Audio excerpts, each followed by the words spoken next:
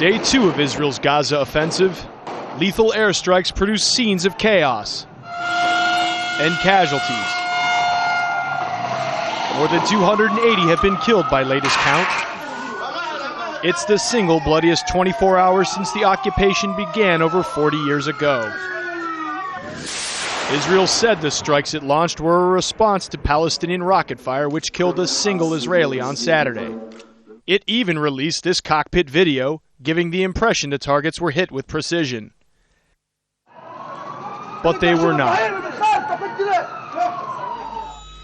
And the victims arrive at hospitals that are in no position to cope. They had long ago run out of supplies because of the Israeli siege.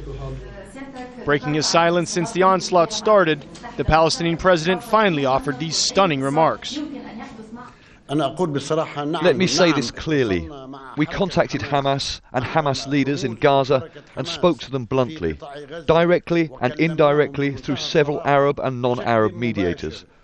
It is not the time to shun anyone. We spoke to them on the phone and told them, we pleaded, please do not end the ceasefire.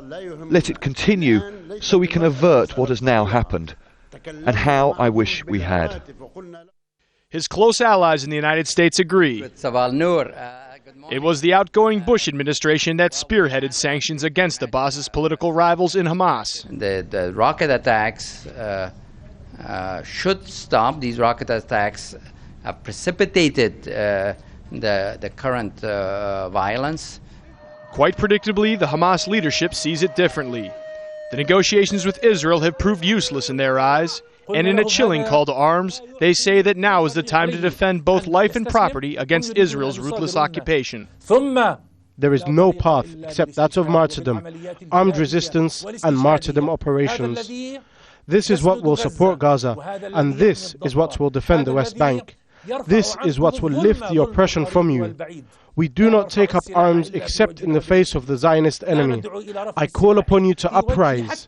This is the time for the third intifada. It's a power imbalance that continues unchecked. Israel says its operations are far from over. The UN stomps its feet. Neighboring governments fail to intervene, and the Arab League is days away from even meeting.